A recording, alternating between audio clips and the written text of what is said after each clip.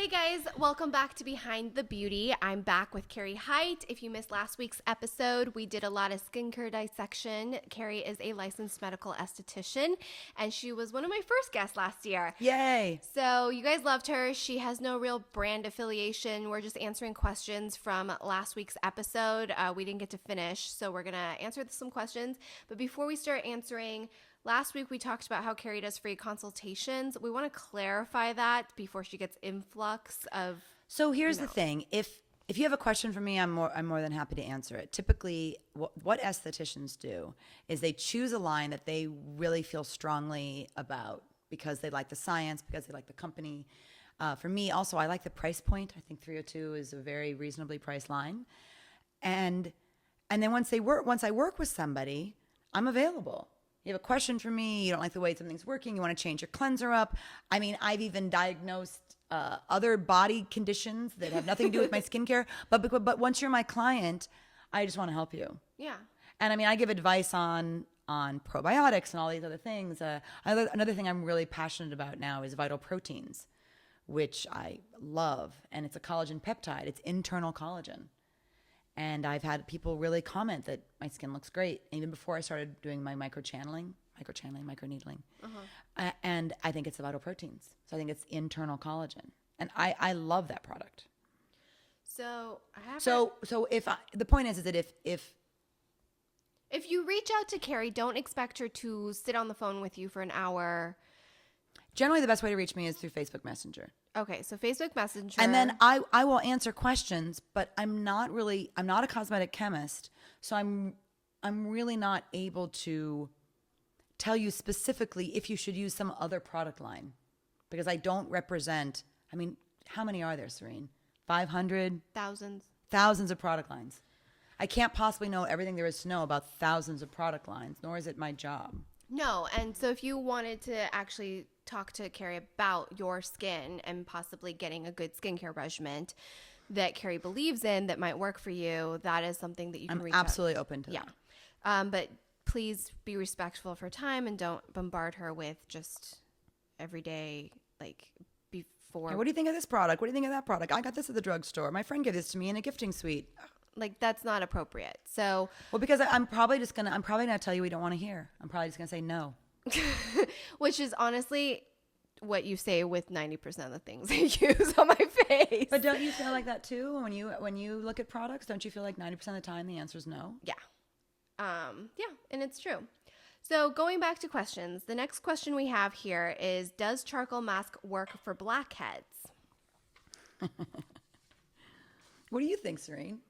I think some of them actually work. I don't know if it's the charcoal that's doing it or other ingredients, but like I really like the peel off masks. Mm-hmm. But I also think it's peeling off the first layer of my skin, so it clears everything out. I also don't really have blackheads.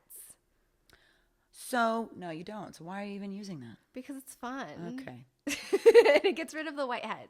So what does it remind you of if you really think about it?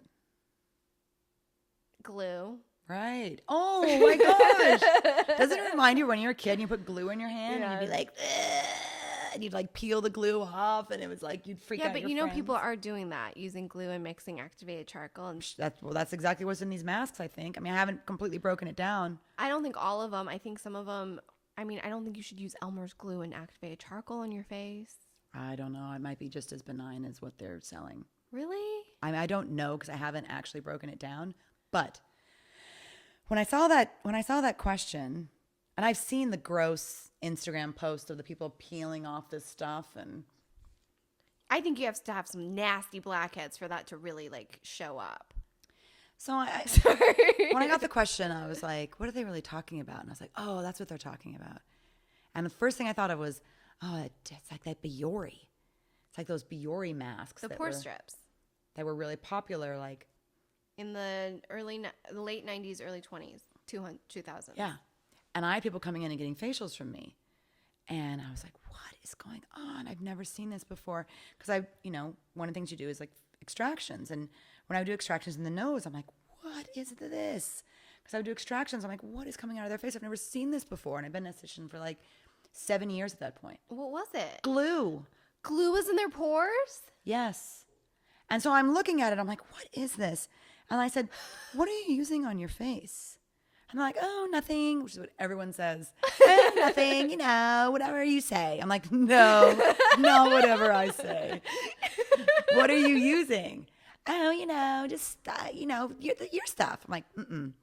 And so finally, I had one person who told me, she's like, oh, I use those Biore strips. I love them. And I'm like, oh, my God. And then I knew. It was leaving the glue behind. Right. Of course it leaves the glue behind. That just So disgusting. I pulled so much glue out of people's faces. And I knew it was glue. Once the person said it was Biore, I was like, well, yeah, because it was like elastic, like glue. Nothing that's in your pores is going to be elastic because it's oil. It's oil, it's dirt, it's pollution, it's dead cells. None of those things are elastic. But even though the word elastin has an elasticity to it, but it's not like rubber or glue. You know what's funny is people always ask, like, how do you get rid of blackheads? I'm like, go see an esthetician. Go see an esthetician. Nobody likes my answer. I know, but that is the answer. Because if you watch any of my facial videos, and especially the one I did with cosmetics, because Chris was filming me, so he was able to actually get, because a lot of times I'm filming myself. That's never easy. But like when he was able to film it, he got close up into what they were doing to clean out my pores. And I have pretty clean pores because I do see a facialist or an esthetician. I get facials pretty regularly, more than normal people.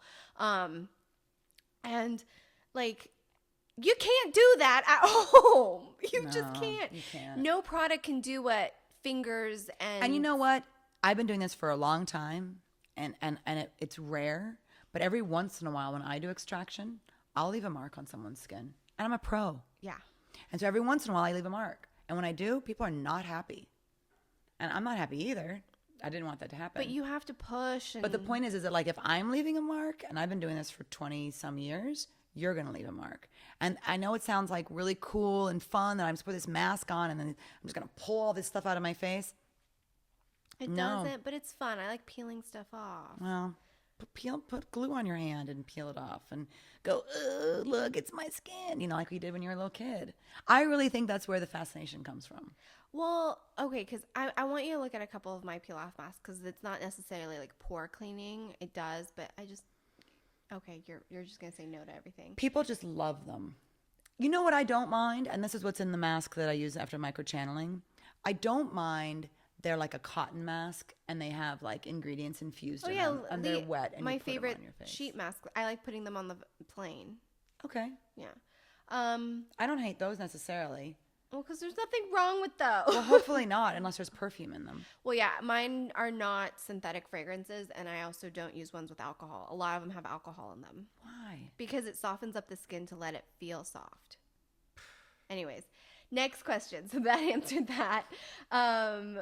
Talking about uneven skin tone. Oh, let me just tell you what happens when you peel those masks off. Oh, okay, we're not. Oh, no. It can cause irritation and allergic skin reactions, including redness, itching, rashes, and peeling of the skin. The mechanical peeling off of that mask, that thing you guys find so satisfying, can damage top protective layers of the epidermis, particularly living cells that aren't ready to be exfoliated. Remember my friends, Martha? And they're like, oh, where are those guys going? Those guys are living. So when you put this mask on and then you peel it off, Martha's like, wait, where are we going? And then all of a sudden Martha's gone. And Martha still actually like has stuff to do. Like you're pulling cells off that aren't ready to leave. And that is damaging to your skin. Okay. You do not want to be, and that on that same note, I can't believe I'm sharing my weird cartoon image of what happens in the skin. But on that note, that's the same reason why things like acids shouldn't be used too often. Yeah. Because you're killing the cell before its full cycle has been allowed to And we only have so many cells, I feel like. Is that true? No. No, but the turnover is slower as you age. So, like little kids fall down, cut themselves, it heals in like 3-4 days. Yeah. Do you ever notice as you get older, your skin takes longer and longer to heal when you get a cut or a scrape? I remember when my grandfather was still around, he had just these really bruised hands all the time. Like he always had like very visibly bruised hands. And I said, John, do you want something for that? Because I have something. And I gave him this cream that I love called Tramiel cream. I used to sell it. I should sell it some more. And it's an arnica cream, and it's anti-inflammatory, and the arnica just really helps with bruises. I still use arnica trim meal cream all the time. And I gave it to him. He loved it. He would call me. He's like, can I have more of that? I love it. Because he doesn't heal very quickly. He's 90 years old. His skin doesn't heal very fast. So the calculation, it's not necessarily scientifically accurate, but generally the skin cells turn over every 28 days. When you use acids, you get them to turn over faster. They say that after the age of 28, typically, your skin cells take longer and longer and longer. So if you're 30 years old, it'll take 30 days for your cells to turn over. 40 years old, 40 days. 50 years old, 50 days. 90 years old, 90 days for your cells to turn over. So it just takes the cells a lot longer to turn over. So we introduce acids into the mix, and the acids get those cells to turn over faster. What does that mean? It means you're killing the cells to make room for new cells. Mm-hmm. And I'm all about that, about every 28 days or 30 days or so. But the people that are doing these rapid exfoliating treatments or acids, way too often, you're just not even giving your cells a chance to be healthy and plump and beautiful in your skin. And then your body's going to start producing more and more cells because you're killing them off. So you think, oh, that's good, I'm going to have more cells. No, because they're not healthy. They're not functional cells. Mm-hmm. Which is why I just leave the acids up to the professionals when I see them. Yeah. Or if you use one at home, you use it once a week. Yeah, I honestly don't. So just kind of nudge it. Yeah. I only, honestly, I use acids occasionally at home, but rarely. I rather just have you guys do it. I just went skiing. And every time I get back from skiing, my skin's super windburn and I have a sunburn. And my client's like, what? And I'm like, look, I put on sunblock the whole time. And then this time it was so cold that I finally broke down. I can't believe it took me so long to do it. I bought a mask. Because I just always felt like I'd look like a James Bond villain. But I had a full-on mask on my face, a neoprene mask and goggles and a helmet. So you have no idea who I am. But I didn't get windburned. And it was great. I got a little windburn before I bought the mask. And when I go back to the hotel, I'm like, and my poor face. And that windburn is a burn. Yeah. And I was killing off cells before they were ready to go. And my face felt so dry and unhappy. But then I put my James Bond villain mask on. And it's funny what we'll do as we get older. Because we just don't care. Yeah, because I want to look cute on the mountain. Until we're older and now I'm done. Screw that. I'm done looking cute. I just want to be warm. So next up, talking about uneven skin tone like darkness around lips. What is the cause and how to treat it? So I asked her specifically if she used a depilatory, because that's very common. When people use Nair to remove the hair around the, I don't know, on your lip line. Very often you see women with looks like they have a mustache. Yeah. They often used Nair or they used home wax. She said she waxes, but I don't know if she waxes herself. Okay. So maybe we'll message each other about this later. But so that would be the number one thing I would look for. Do you use a depilatory or a wax? I don't do anything like that on my face, and I have darkness around my mouth. Do you use a toothpaste that has sodium lauryl sulfate? Probably. So I would stop using that. Okay. It's very possible that's it. So the things that make bubbles are like sodium lauryl sulfate. Like you've heard of sulfate-free shampoos? Yeah. Very popular now.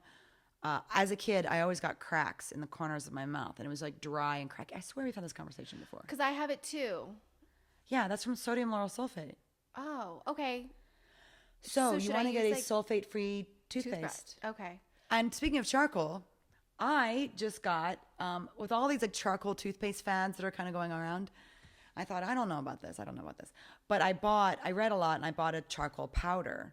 And what I do, which I don't even know if this is advised. I mean, again, I'm not a dentist, but this is what I'm doing. And I like it. I wet my toothbrush. I put a skinny bit of toothpaste on it because I need something for it to stick to. Just the teeniest amount. Then I wet it again. And then I have a little thing of charcoal with a little scooper. And I put a little bit of charcoal on top, and then I brush my teeth. And I swear my teeth are whiter, and I really like it. But I don't know if it's good for me. The dentist will let me know if what I've been doing is stupid. My uncles. Oh, okay. Yeah. But So there's probably a little bit of sodium lauryl sulfate and a little bit of toothpaste I'm using, but I'm using so little. That it's probably not causing any problems. And here's the other thing, because it's very difficult to find a sodium lauryl sulfate free toothpaste. It is very difficult. Is it Marvis? Is Marvis one? I don't know. It's like that super fancy one. I'm going to look. So, but here's the other thing you can do, or you should do. And let me ask you, do you wash your face, then brush your teeth, or brush your teeth, then wash your face? Wash my face and then brush my Right. teeth. That's not surprising. So most people do that. And that's what I used to do. And when you wash your face first, now your face is all nice and clean. And then you use your sodium lauryl sulfate toothpaste. And it's like on my fresh skin. Uh-huh.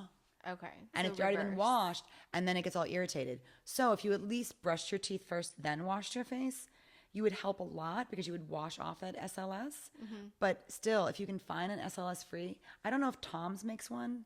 I used to sell one called Vitamir that I really liked. But here's the thing. I like my whitening properties to my toothpaste. So try the charcoal powder. Okay. Are you against that? That just grosses me out. Why? I don't know. Mine tastes like mint. It does. It's all minty. There's some crazy lady who's like, I have it saved. I love that new thing on Facebook where you can save something. Because like I'll be looking and I'm like, ooh, I want to read about this. I have no time. I'm going to save it for later. And then Facebook's like, you've saved like 30 things and you haven't read them. I'm like, whatever, Facebook, leave me alone. I'm going to save like 1,000 things I'll never read. Haha. So, but there is like a tube of like a charcoal toothpaste that's supposed to be amazing that I'm probably going to try. And then I'm probably going to go to the dentist and find out I have a cavity because I'm self-experimenting. I'm doing what you guys all do with skincare. I'm doing it with my teeth. But that's the thing. It's like I'm so sensitive, like teeth-wise, because my teeth are like so soft that I have to the be charcoal very thing. careful. Then yeah, maybe not for you. But I know that Vitamir is good, and I can bring you a tube of that. Okay, I'll try And it tastes that. kind of like clove, and I know it has no SLS in it Okay. because I sold it at my store because so many people have this issue. You know what? Yeah, because like I just use concealer to cover it up. Yeah, but if you started brushing your teeth and then washing your face, I'll bet you it'll start fading, and then you have to get an SLS free. So for the girl that wrote the question, she said it's mostly on her chin. She has this pigmentation issue. I wonder if it could be dripping because when I brush my teeth, it drips to my chin. Could be. Or it could be from waxing or a depilatory, which she said she doesn't use depilatory, so it could be from waxing. My biggest question is she using a sunblock? Because no matter what it is, if she's not wearing a sunblock and she has any kind of thing on her skin that's creating a chemical sensitivity, then the sun is hitting it. And it's getting darker. And it could be getting darker. But that was kind of I like the question because it's a general question that people don't know that if they use home depilatories put a chemical on your skin that makes the hair dissolve. And that same chemical can create a sun sensitivity that causes you to get that darkness. Those spots. I see it all the time. So or you use a home wax kit and then you don't use a sunblock. Sunblock. But if this did not answer your question, girl who specifically asked it, just keep messaging me either on the Instagram or even better, find me on Facebook, and we'll keep trying to get to the bottom of it. So if that didn't answer, find me. Find Kerry. And I will help you. Next question. And this actually pertains to my sister because she was diagnosed with rosacea recently. But I would love to know some tips for people who have rosacea. So your sister, does she really have rosacea? That's what the dermatologist says. And I looked at her skin. It's so over. Because her rosacea looks like acne. Well, so rosacea is, in my opinion, one of the most common misdiagnoses of any skin condition. You're red, oh, you have rosacea. No. And what rosacea really does look like is acne. It looks like acne, but it looks like a different kind of acne. It looks like pimples, but almost in a waxier, more irritated way. You ever seen men who are balding and their scalp kind of looks like red and irritated? That's kind of similar to what actual rosacea looks like on the skin, where it's almost like waxy and it's kind of pimply, but it's not like pimples that have a head. Okay, so my sister really does have rosacea then. Oh. Because you're describing her skin. So she maybe really does. They're not really pimples that you can extract. Yeah. They don't really have a head.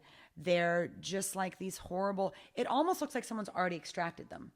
But they're It looks like she's been playing with her face probably, but yeah. she's not. And I'm like, are you picking your face? Stop picking with your face. And she's just like, no. But then So she really has rosacea. okay, so my sister really does have rosacea. But for those of you guys, if you're just red, that's not rosacea. The girl that asked the question, I went on her pictures, and I saw that she's actually like somebody who does Instagram or YouTube.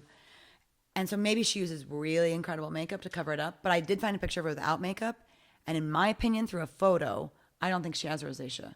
I think she just has redness to her skin. So she could have really active capillaries. In my opinion, it's not rosacea. Now, I know I'm saying this over a photo, so I could be wrong. That you stalked her and found. I did stalk your Instagram feed. So if the person asking if you want to send an actual photo in natural light with no makeup to Kerry. But that's what she did. She had a photo like that. Okay. And I don't think she has rosacea. You think I she's could be just wrong, red? but I think she just has redness. Well, I mean, like you could look at Chris and think he has rosacea because he's pink. Yeah, he's just pink. He's just pink. That's him. And if I look at him right now, he probably has a little bit of redness from shaving. No, you don't have any redness here from shaving? Oh. Oh, that's good. It's So you're probably just- from the mineral oils he uses to hydrate his face. You do not. Oh my God. Why are they even in the house? They're not anywhere near me. Serene, you can't let these products near them. They're like, I tried to They're throw them animals. away. They just- We travel together and I throw him away and he goes and buys them. Eric, why are you, what is going on? Why are you buying anything? This woman has so much product. Why are you possibly buying anything? That's just insane. We were in Tahoe on vacation, and Eric was in the shower. He's like, hand me the soap. And I'm like, what do you mean? He's like, hand me the soap. He I means said, the bar soap. For what? And he said, I just need it. I'm like, what do you mean you need it? What do you need it for?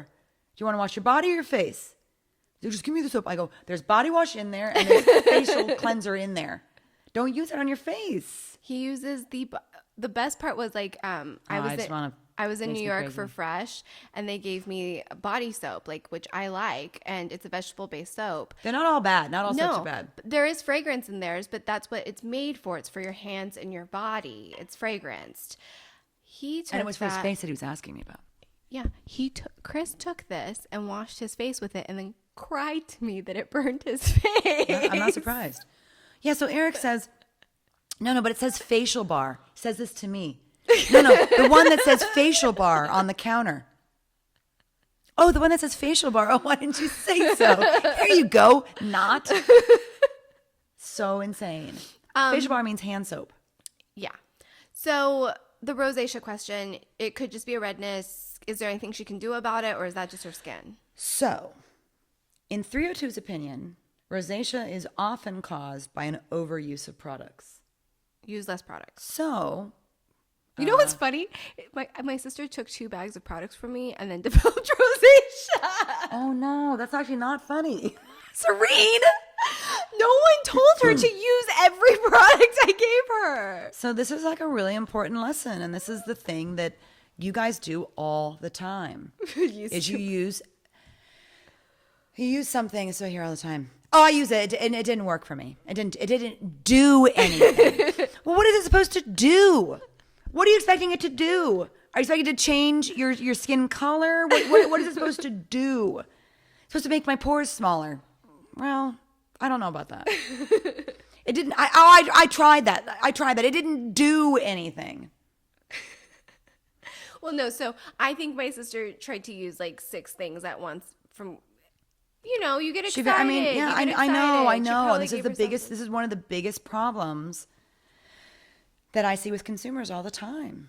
So maybe back off. Non-compliance. You call it a non-compliant client. My mother, who I hope listens to this, but now I'm calling you out, Mom.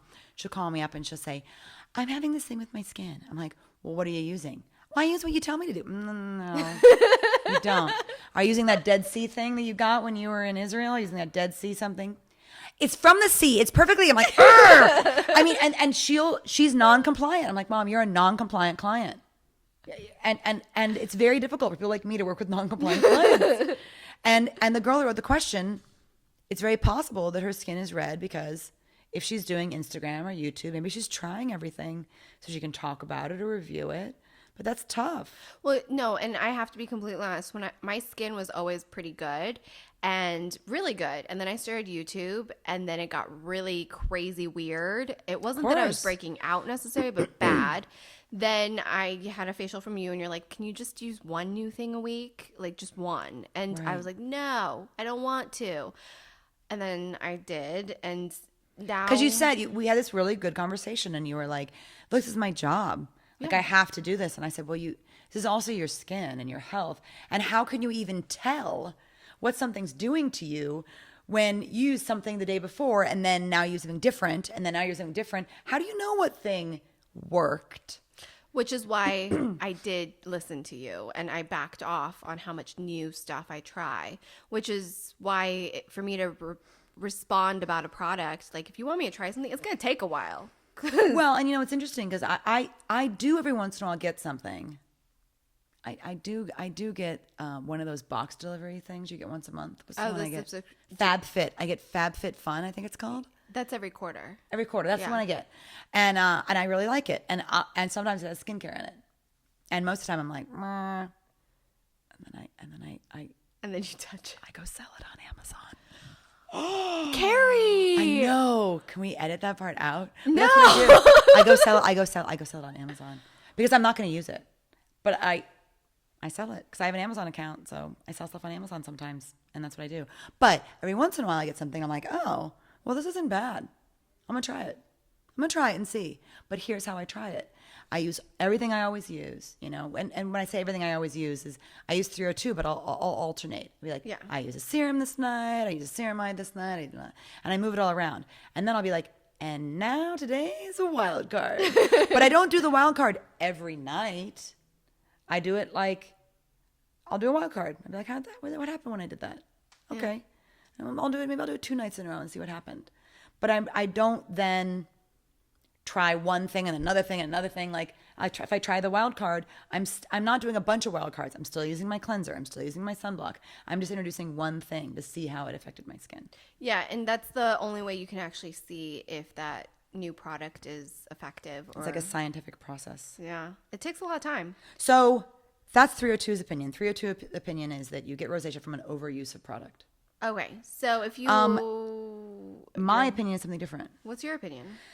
So when I did some research on rosacea, there's nothing that is scientifically correct or scientific fact about why rosacea happens. They have not figured it out. Really? No, there's lots of theories, which frankly, they're all theories, by the way. Everything's a theory. The things that I'm doing for skincare right now might be different in 10 years, might not. But the things I did in skincare 20 years ago are things I would never do today. Because it changed. Yeah. Science changed. Or not science changed, but we learned new things. How do we learn them? By throwing acid on people's faces all the time. That's how we learned. God, my skin looks so great. Yeah, because it's inflamed. I have no wrinkles. It's because your skin's puffy. But yeah, I did crazy things with people. So while there is no concrete cause, the theory that I subscribe to is that, and that's going to get gross, that it's caused by the Demodex mite. By the way, I still also believe that 302 is also right. I think that it can be caused by overuse of product. Yeah. And I think that is a portion of the rosacea people.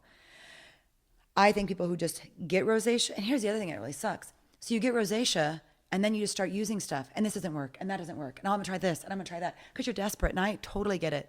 Like my heart aches for people that are desperate, because I feel you. That sucks. So there's a thing called a Demodex mite. We all have them. We all have mites all over our body. I know it's gross. It's nowhere near as cute as Fred and Martha the cells that are hanging out. They're nowhere as cute as that. But these little mites are all over our body. And in people that are losing their hair, there are 5 reasons why people lose their hair. I'm not a stylist, but I did get certified in hair loss. And one of the reasons why people lose their hair is they have a hormone that produces a lipase. Their skin secretes this lipase, and the Demodex mite likes to eat it. And when it eats this lipase, what it then excretes clogs the follicles on the scalp. I know, it's gross, but it's what happens. It clogs the follicles on the scalp, and then those follicles go dormant, and that's why there's a lot of thinning of hair. It's true. There's a company called Nioxin used to have something called Semodex, and Semodex is no longer on the market because what it really was sorry, nioxin, because you used to talk about this and say you were not allowed to say it. But what it really was like a pesticide. So what it did is it killed the Demodex mite. And without the Demodex mite, it couldn't eat the lipase and produce the secretion that clogged the follicles. So you think that... I think that that same hormone imbalance creates something in the skin that the mite becomes irritated by. I'm not really sure what the science is, but they say, this theory says that it prompts an inflammatory response when you have that genetic predisposition. So mites live on us and they mostly don't do anything. This Demodex mite just does mostly just... But sometimes it can. But sometimes it becomes very, very, very, very irritating to people. That's And really I gross. think that's where rosacea comes from. I think a lot of it is this Demodex mite. So how can someone solve it? Well, my eye doctor, when I went in for an eye exam, I've been getting... I have clogged tear ducts, so my tears don't produce tears naturally. So my eyes are dry a lot. Now, if I cry, it's a different tear duct apparently, because I can cry and tears just flow. But just to naturally wet my eyes, those tear ducts are clogged. And she said what I should use is Desert Essence tea tree wipes. You can get them on Amazon. And each tea tree wipe has tea tree oil, a plant extract, a tea tree oil from Australia, lavender, chamomile, and calendula. And she says just use them on your eyes. I actually don't use those. I use an eye wipe that comes prepackaged. Just because I think that's a lot of essential oils to be using around my eyes. Yeah. Especially tea tree on your eye? I know, but this is what she recommends. And she said specifically that there are mites in your eyelashes that often cause irritation in the eyes. And it's the same mites that are causing rosacea. So maybe get these wipes. So maybe try the wipes. And I would not like try the wipes 10 times a day. I would try the wipes one night. And then the next night, just don't use them. And then you guys tell me. Because I don't have it, so I can't do the experiment. I might have my sister try them. Why don't your sister try it? Yeah, because they're But, giving her all these don't- like steroid creams and stuff. Oh, I know. Are they giving her Metrogel probably too? Metrogel is a common... Metrogel really works. So, what 302 says to use is, of course, 302 products. They have a new line that's called a clinical line. And they have an acne cleanser, an acne moisturizer, and there's a couple other products. But anyway, if you have rosacea and you want to try this protocol, I can work with you. But Or if you want to just try the wipes. if you want to try the wipes, but seriously, I would not use them every night. There's one thing that I have learned a lot from 302 is that for the most part, people overdo stuff. They overdo it all the time. And I feel for you because I know you do it out of frustration, but Gotta stop. yeah, you got to relax. You got to give your cells a second to find out what's going on. Because what you do, you hit your cells something and the cells are like, what's that? What's going on? And then they have to have a minute. Like, think about it in life. And I mean, I know it sounds silly, but it's kind of like this. Do you ever feel overwhelmed in life because there's just too much getting thrown at you? That's what you're doing to your skin. When you just give it this and that and acids and benzoyl and tea tree oil and all this stuff, your skin's just like, whoa, whoa, whoa. And it doesn't know what to do. So it just freaks out. And what's it do? It freaks out and breaks out. It freaks out and gets red. It freaks out and hurts. Your skin is freaked out. You're overwhelming it. You're doing too much. So just relax. Like, be nice to your skin. Drink lots of water. Take a probiotic. Don't do so much. So that's my rosacea advice. Okay, so next up, since listening to the earlier podcast episodes, I stopped using BP and salicylic acid for my Benzoyl acne. peroxide. Yay. What is the best? No, benzoyl peroxide. Yay that she stopped using it. Yeah. What is the best tea tree oil products or other products you recommend to target adult acne? Do you even recommend tea tree? I don't. I personally use sulfur. Yeah, it's great. Sulfur's pulling and pulls things out of the skin. I am curious if that person wanted to try the Desert Essence wipes, but my gut tells me that's not a good idea because most people who have acne are sensitive to essential oils. Yeah. And there's a couple other extra essential oils in there like lavender. I'm allergic to lavender oil. Like I can't use lavender oil on my face. But you said that Organic Pharmacy has lavender oil in my skincare.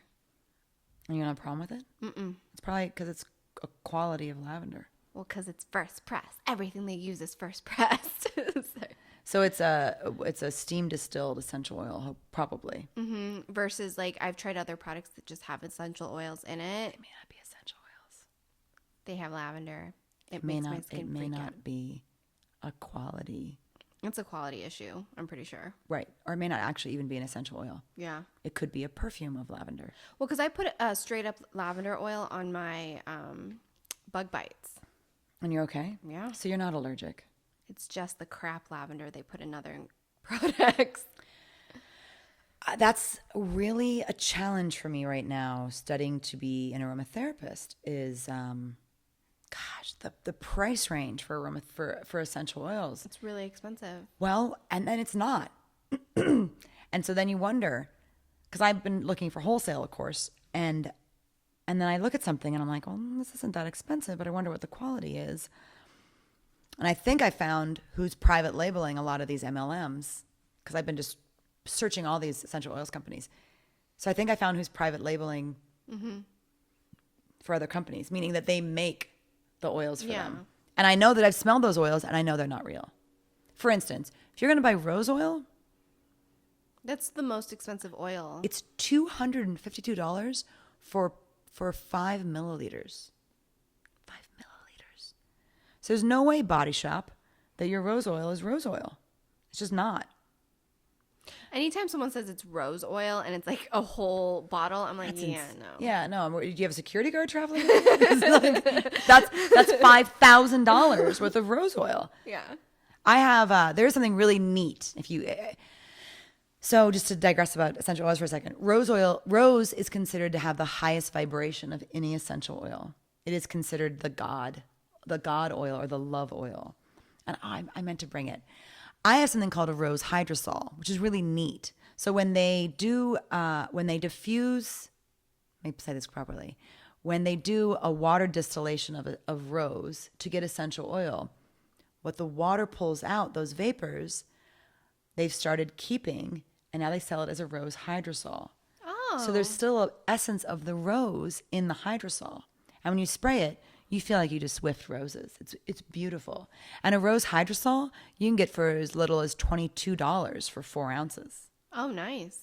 And it's really light, and it's not going to have some of the therapeutic benefits as if you bought rose, but it's really lovely, and it helps you feel happy. Yeah. And I mean, And it doesn't give you a headache because it's actually rose. no, and it actually is rose, and it is it's a hydrosol, so it's in water.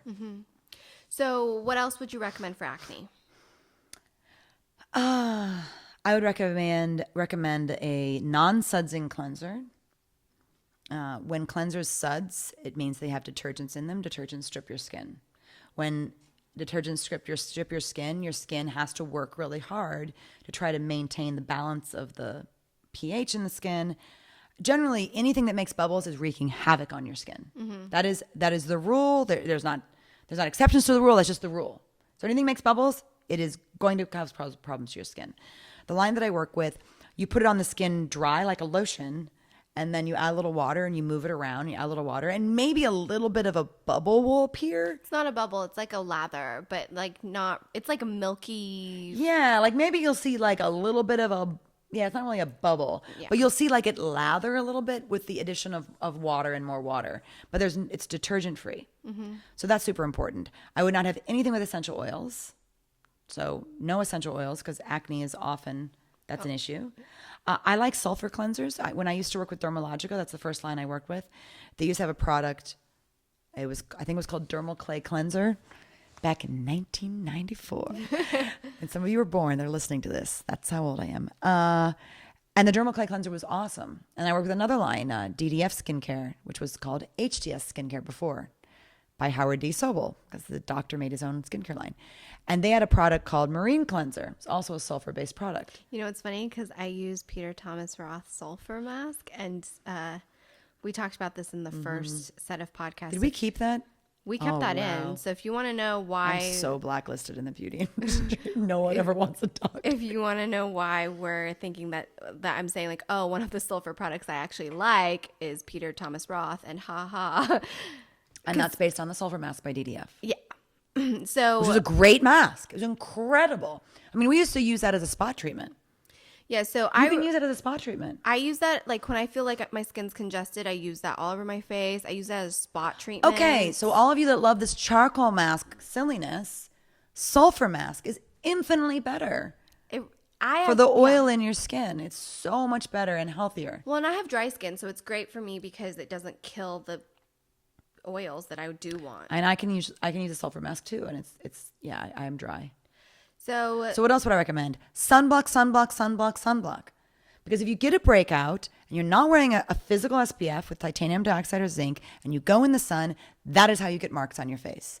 And that is how you're like, oh, why do I have these scars? You have these scars because you went in the sun without a sunblock, you had a breakout, the sun saw that vulnerability and acted on it. Think of it this way. You get a scar on your body, I don't know, you fell on a skateboard, fell on a bike, fell out of a tree, doing something dumb. And I just thought something funny. I feel like there are less of those injuries now because people stalk other people through social media instead of like hiding in someone's tree. Weird side concept of mine. But maybe it's because my brothers were always hiding in trees and jumping out at me. But if you get a scar on your body anywhere and the sun touches it, it's different, isn't it, than the rest of your body because there's a wound there. So when you have a mark on your face, there's a wound there. And if the sun hits it, it's going to cause it to scar. And that's the hardest thing for me to get people who break out to do is understand the importance of sunblock. Well, because they're afraid the sunblock is going to break them out. But a physical block won't because it lays on the surface. But you have to wash it off every night. Yes. That's what's going to break you out if you don't wash it off. Probably, yes. Carrie's like, no, but okay. No, you're very right. Because it's a physical block. So in some way, you need to wash that off at the end of the night. So what is the best treatment for genetic Wait, backing up. Cleansers. So if you're acne, no benzoyl peroxide, no salicylic acid, you could use an enzyme. I like enzyme mists a lot. You could use a mask that's like a sulfur mask. You could use some kind of an enzyme product or even maybe like a papaya enzyme mask so long as it's not rough and there's nothing particulate about it. Stay away from scrubs that are apricot scrubs or walnut scrubs or any of these things that, yes, I love apricot. Actually, I don't really like apricots, but I like walnuts. I like eating them. I like these things, but there's no way for the manufacturer to make those ingredients perfectly round. So they are cutting and scraping your skin. And now that we can't have silica beads in our skincare, there is, to my knowledge, no scrub that is not going to cause micro tears and cuts on your skin. Do you know of one? No, I use enzyme ones, and then occasionally I'll use a sugar scrub because I like it. But it dissolves as you're using it, right? Yeah, so it's not super abrasive. I also only use it if anything once a week. Is it in a tube? It's in a jar, your favorite. But you don't put your fingers in it. No. And if you were to use sugar, never salt. Please don't use salt on your face. But if you were to use sugar, just be gentle. Yeah, I'm not like pushing it into my face. Because that's the thing is people are just rough. Be nice. It's just a little. Treat it like it's a little baby. Treat it like it's precious because it is precious. So those are my advices as far as acne goes. Drink lots of water. Take a digestive enzyme if you're constipated. You knew I'd talk about poop, didn't you? So if you're constipated, take a digestive enzyme. But if you're not, and even if you are, take probiotics no matter what, because the probiotics will help your body digest. Because sometimes when you're breaking out, it's toxins that are stuck in your body that aren't leaving the way they're supposed to leave.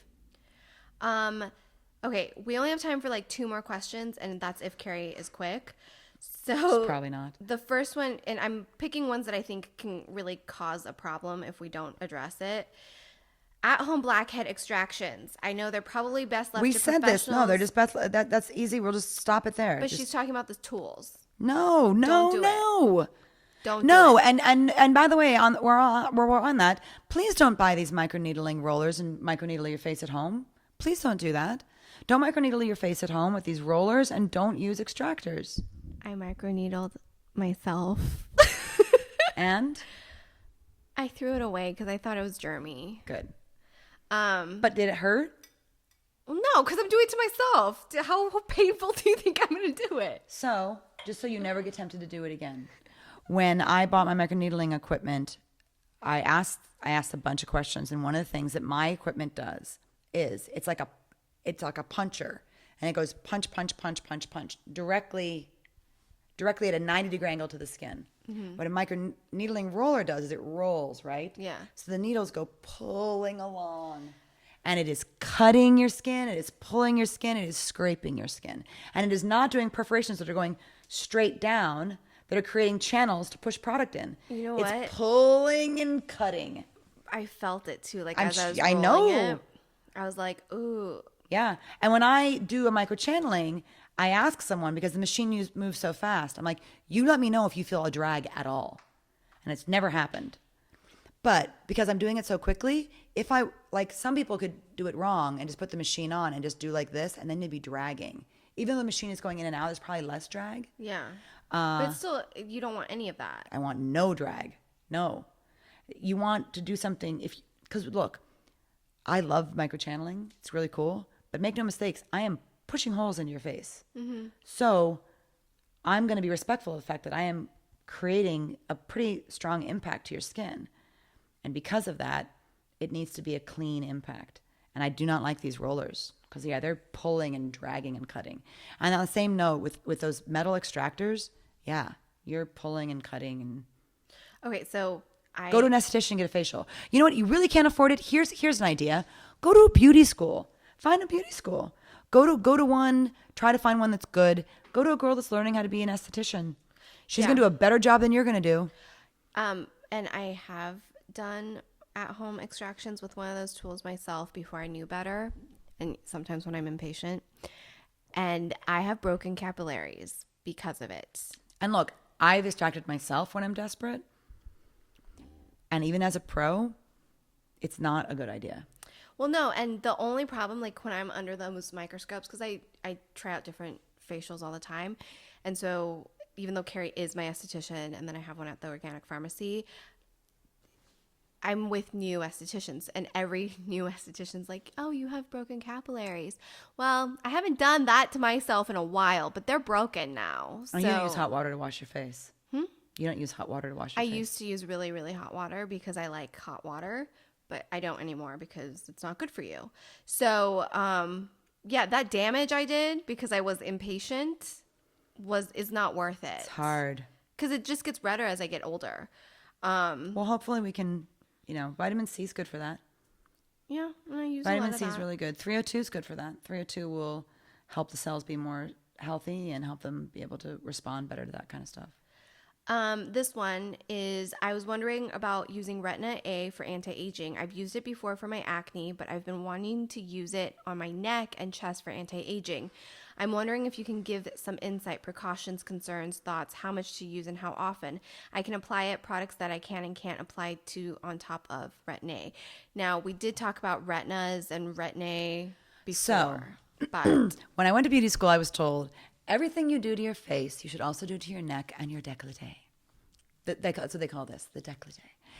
And I don't do that. I really should, because I'm starting to see where I've not been treating this area right. But, it's like facial products are expensive. So I didn't do that as much. I mean, I'm pretty kind to my neck, but, now that thank you for the question, because I should be doing that more to my neck and décolleté. So everything she does to her face, she should be able to do it to her neck and décolleté. That means if you can use Retin A once a week, then use Retin A once a week. That's fine. But put on your sunblock. And that means you have to put your sunblock here, and you have to put it here.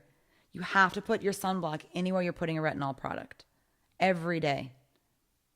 And if you have extreme sun damage, like let's say you wear V-necks or whatever, and you've got a visible line of hyperpigmentation and or sun damage here that's like really visible, there are professional treatments you can do, like a deep sea peel or some kind of a peel, but you've really got to wear a sunblock.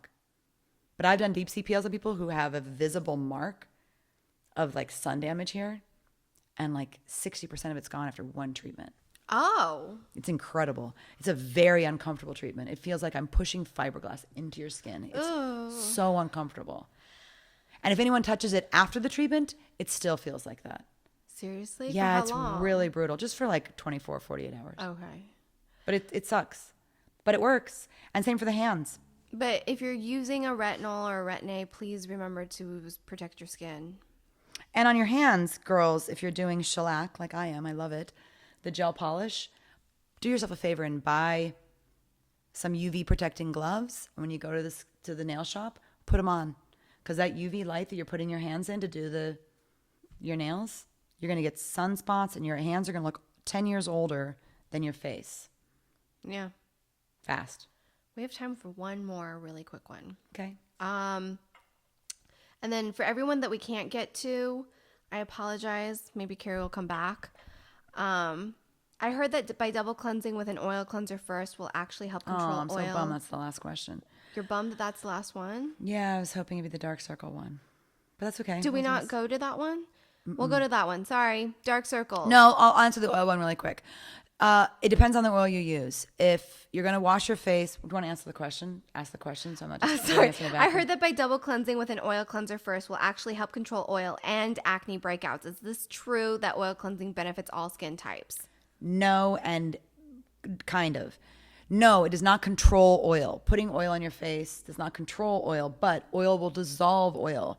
So a lot of makeup removers have oil in them because it dissolves the makeup.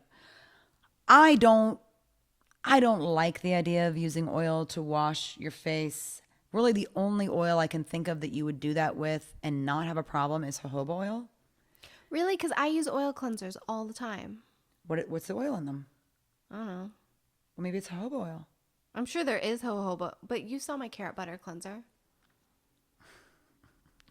Carrot butter. Still Leave makes my me carrot butter cleanser alone. But I mean, carrot butter. It's just a cute name, but there's no butter in carrots. And you can't even make butter from Well, it's carrots. a balm.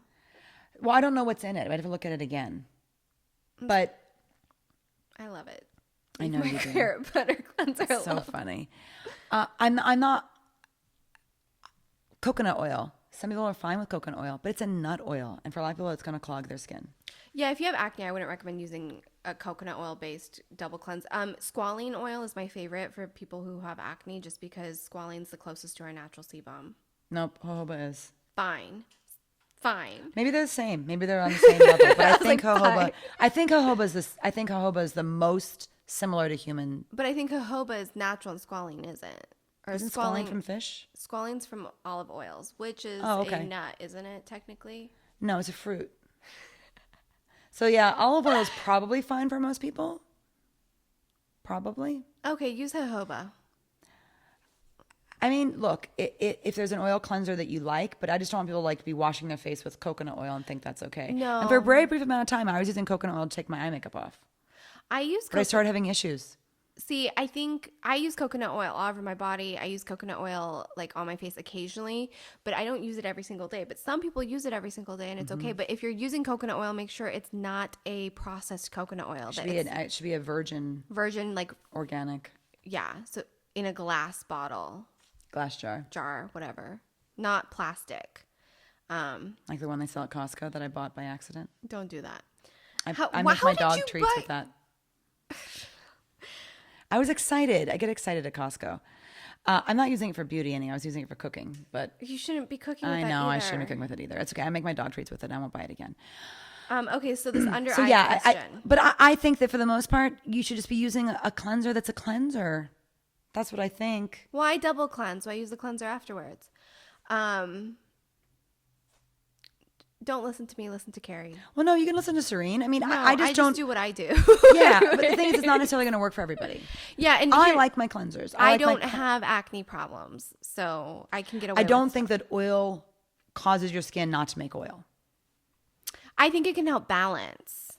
Yeah, I would agree with that. Okay, so I I can never see that. say anything would cause your skin to not produce oils. I think your skin should produce oils, but it could balance the overproduction of oils. I don't know about that. I think that's an interesting idea. That's my belief. It's okay. I'm not disputing it. I think it's an interesting idea. I don't know if that's really true. There's no oils in any of the cleansers that, I mean, there's probably oils in them, but they're not oil-based, what people call an oil-based cleanser. I don't think we should be afraid of oils is my thing. People are so against oils that they want everything to be oil-free. Like they literally want it to say oil-free. And I don't think that that's something you should. Well, that was something that I was going to talk to you about if we had time. Well, we won't have time for if we continue this conversation, we won't have time for the dark circle. I know. So another time we'll talk about not being afraid of oils. Okay. So yes, I would say that I think it's going to be on a product basis, but the cleansers that I work with are not an oil, what people call an oil-based cleanser. No, they're very like gel-like. Yeah, they're very creamy. Yeah. And the clients that I've had come in with oil-based cleansers have come in because they're having a problem. Oh, really? Well, that's why they come to me. Well, yeah. But it doesn't mean that their cleanser's bad or, there's so many factors involved. Mm-hmm. But I generally take them off of them. What is the best treatment for genetic dark under eye circles? Concealer doesn't work well on my under eye area, and I only use powder foundation, so I have trouble covering my dark circles. I had a really bad time with dark circles for a long, long time. Yeah. And I had a nutritionist friend who told me that it was a lack of minerals in my body. Yeah, and you're taking mineral drops. And I took ionic trace minerals for a long time. So try that. There's a company called Trace Mineral Research. It's one that I know is good. And they make a really quality ionic trace minerals. Are you wearing concealer right now? No, I don't have them anymore. Okay, so just so you guys know, if you're... But I don't take them anymore. I know, but you balanced it. I changed my diet. Yeah. So if you are watching right now, obviously, but if you're listening on iTunes, just... I haven't used concealer around my eyes for the longest time. I do have a light foundation on. But I haven't used concealer. Oh, is he zooming? Yeah, he's zooming in on your face. But I haven't used concealer around my eyes or concealer at all for a long time. And I think it's because I eat organic. And it used to be that we got enough minerals from the soil in the foods that we ate. But that hasn't been the case for a long time. And so our food is mineral deprived. And that's showing up as dark circles under your eyes. So before you changed your diet, you did these drops. I took trace minerals. And they helped. It helped a lot. So and then eventually I just weaned myself off the trace minerals and then just eat organic and eat healthy food. So And I really believe that dark circles are a lack of minerals. Lack of iron. Maybe not iron specifically, but minerals. And Kerry doesn't need concealer. I can't believe you never wear under eye concealer anymore. I never wear it anymore.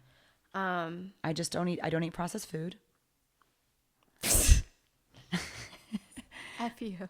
And I don't eat processed food. I eat mostly I'm in the vegetables. middle of a detox and I'm like craving chips right now. Well, so the next thing we'll talk about hopefully is I might start trying a ketogenic diet, and ketogenic diet, it'll be interesting. It'll be interesting to see what happens. See if I get dark circles again. I hope not, because I still am going to eat dark green leafy vegetables. Mm-hmm. And if they're organic, I should be getting enough minerals from them. Or you can just go back to your drops. I have my victory garden, and I go and cut my own kale and make salads. No, I remember. Is it the same garden? Yeah. Okay. I only call that because you called it that. Yeah, because I called it your victory garden. It's so cute. It's what people used to do in World War II. I think that's so great. I've honestly thought about getting rid of it, but every time I do, I think of you, and I think of you calling it a victory garden, and then I feel like if I get rid of it, it'd be defeat. I can't believe you're keeping it because of me. Well, I mean, when I think about getting rid of it, then I think of you, and then I think, God, if I got rid of the victory garden, then it would be, I'd be like, I did defeat. Like, what would it just be? The defeated garden. Then? It'd be so sad. I mean, I do like it, but I don't think I get enough out of it. And when my gardener writes me, he's like, "Hi, so you still haven't harvested like anything this week from the garden?" I'll go over there.